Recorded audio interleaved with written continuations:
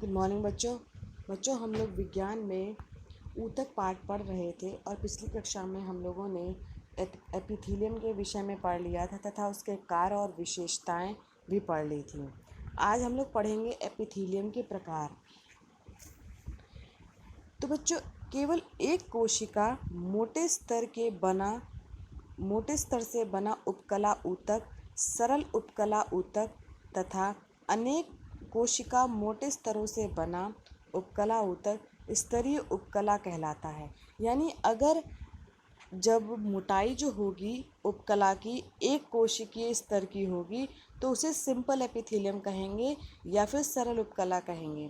और अगर जो स्तर की जो मोटाई है एक या अनेक कोशिकाओं की होगी, यानी कि एक के ऊपर अगर जो कोशिका होंगी 2-3 परतों में होंगी, तो ऐसे उपकला को क्या कहेंगे?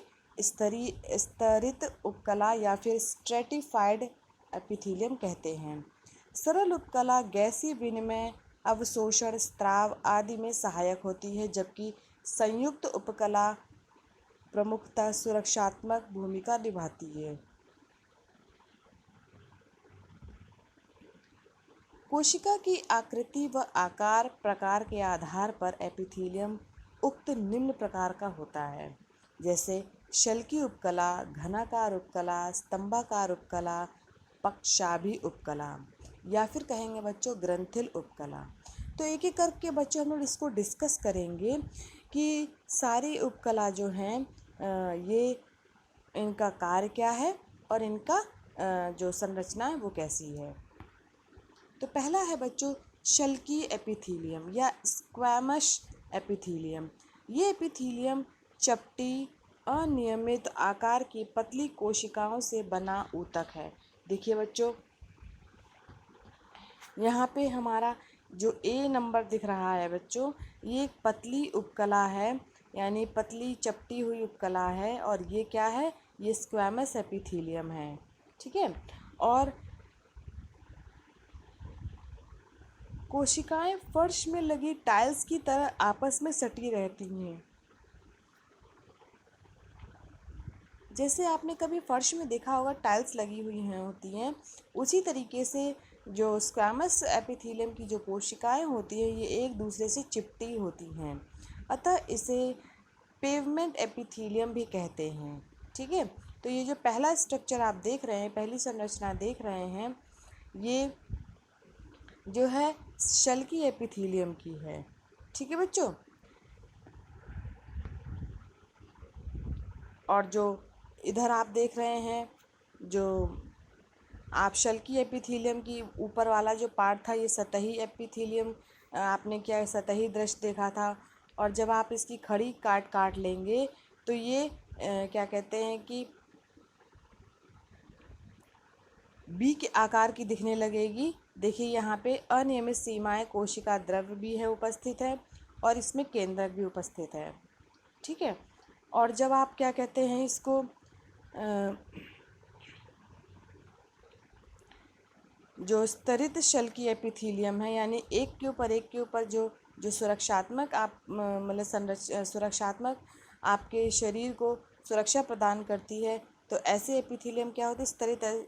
स्तरित शल्की एपिथेलियम होते हैं। और नंबर सी आप देखेंगे कि ये क्या है? स्तरित शल्की एपिथेलियम है। पतली चपटी कोशिकाएं गैसों व पदार्थों के विनिमय में सहायक होती है, अतः सरल शल्की उपकला जो है कोशिका की भित्ति बनाती है। क्या बनाएगी? कोशिका की भित्ति बनाएगी। फेफड़ों की कूपिका भी इसी एपिथेलियम से बनी होती है, यानी कि जब आप फेफड़े का पूरी संरचना पढ़ेंगे तो उसमें एल्वियोली आती हैं। तो एल्वियोली की जो यानी कूपिका की जो संरचना होती है बच्चों, वो स्तरित यानी कि सिंपल स्क्वैमस एपिथेलियम की बनी होती हैं। मुख गुहा की शल्की उपकला अनेक स्तर मोटी होती, क्योंकि इसका कार्य सुरक्षात्मक भी होता है। इसे स्तरित शल्की उपकला कहा जाता है, यानी स्ट्रेटिफाइड स्क्वैमस एपिथेलियम कहा जाता है।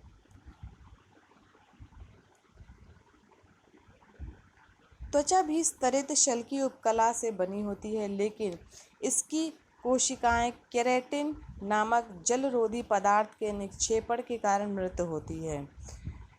तो जो त्वचा है हमारी, यानी शरीर की जो ऊपर की जो चमड़ी है, ये भी बच्चों स्तरित शल्कीय उपकला से बनी होती है, लेकिन क्या है बच्चों, इसमें एक केराटिन नाम की प्रोटीन होगी या फिर जलरोधी पदार्थ उपस्थित होगा, जो कि ये ऊपर वाले हिस्से को, हमारे शरीर की जो चमड़ी है या स्किन है, उसको मृत प्राय कर देती है। ठीक है, और इसे केराटिनीकृत स्तरित शल्कीय उपकला कहते हैं, यानी कि केराटिनाइज्ड स्ट्रेटिफाइड स्क्वैमस एपिथेलियम कहते हैं। त्वचा पदार्थों के लिए अपारगम्य होती है, यानी कि इसमें सभी चीज़ें अंदर नहीं प्रवेश कर सकती हैं। शल्कीय उपकला ऊतक का प्रमुख कार्य है पदार्थों का विनिमय तथा नीचे स्थित ऊतकों को सुरक्षा प्रदान करना।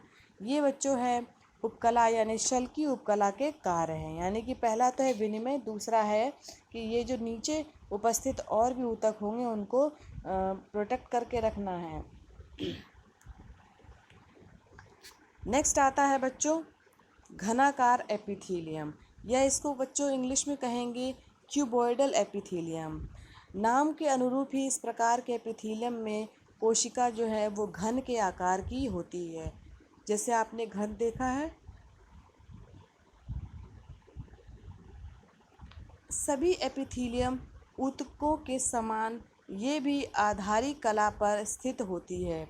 कोशिकाएं अनुप्रस्थ काट में घनाकार प्रतीत होती हैं, यानी जब आप इसको अनुप्रस्थ इसकी काटेंगे तो ये घनाकार की तरीके से आपको दिखाई देगी। कोशिकाएं अनुप्रस्थ काट में घनाकार प्रतीत होती हैं, जबकि सतही दृश्य में ये बहुभुजी होती हैं।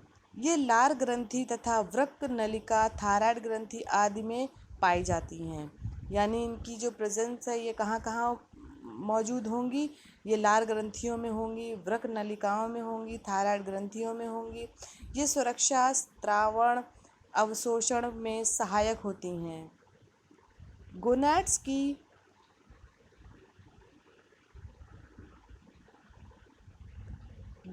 की घनाकार कोशिकाएं युग्मक निर्माण में भाग लेती हैं, यानी जो गोनैड्स होते हैं आपके, उनमें जो कोशिकाएं होती हैं वो घन के आकार होंगी और ये इसका कार्य होगा युग्मक के निर्माण के लिए।